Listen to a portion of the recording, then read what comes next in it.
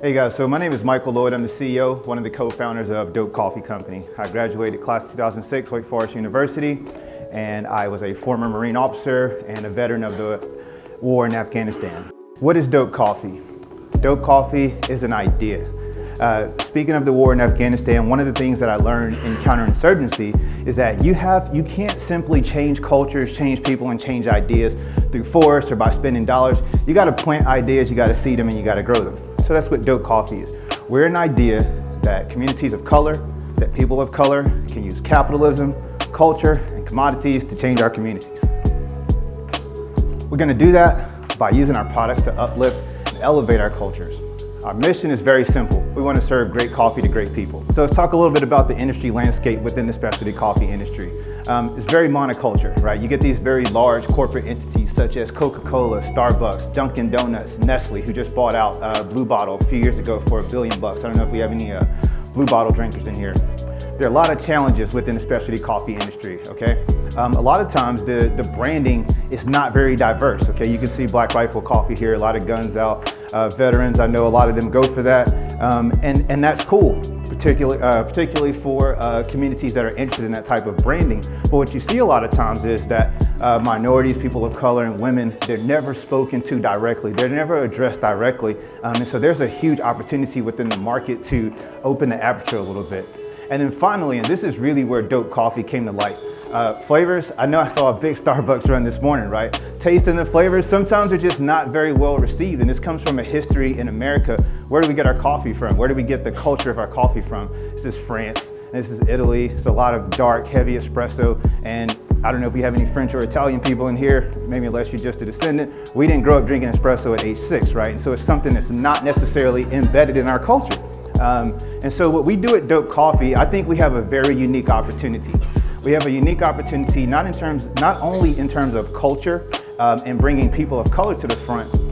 Who likes Mexican food in here?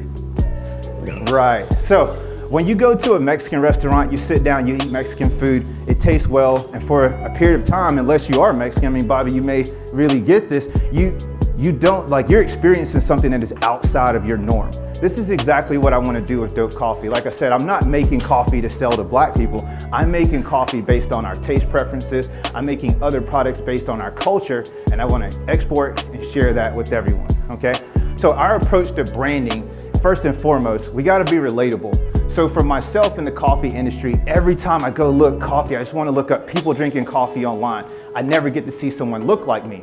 This guy Levert's my very first customer. I said, hey Levert, I want to take photos of you. I want to put them all over the web. Why? So that when someone else comes who looks like you and they say, man, I never saw myself as a part of this community. They see him, they see that face, it kind of breaks down barriers. The next has got to be curated. So you guys are looking in the middle. That's my wife, Michelle. She's our Chief Product Officer.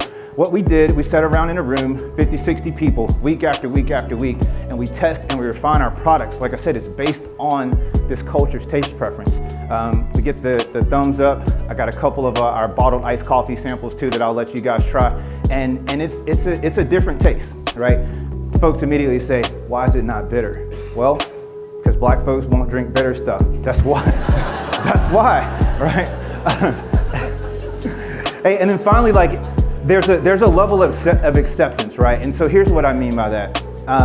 So many folks have talked to communities of color in America and come in and say, we're gonna do things and we make promises that oftentimes they're not kept. But with Dope Coffee, we've tried to be very true to our core from the beginning. So we sell bag coffee, whole bean and ground, very similar to any other coffee company. But one of the things that we're really pushing forward to, if you see that Ethiopian iced mocha in the middle, the ready-to-drink market is about to explode. 67% of millennials, look, you're shaking your heads, you're like, yes, I want my coffee in a bottle. And then this final product here is actually one of my favorites. It is a face and body scrub. It is made from recycled coffee. So when we brew the bottled iced coffee, or when we do coffee catering, we just recycle all of that, add a bunch of essential oils and a bunch of really good things. So this is our team, that's myself. I won't talk much more about myself. My wife, Michelle, she's a dietitian, she's a chef, and she's also a flavorist. If you guys go down in her lab, it's just a bunch of little beakers and droplets. She won't get up on stage and talk to you guys, but you can sample her products because they speak for themselves. Stace, again, he's our operations officer and our creative director. is our contact information in case you guys want to shoot me a message, ask any questions after this presentation. But that's my story, and thank you guys for having me. Wonderful. All right, first question. All right.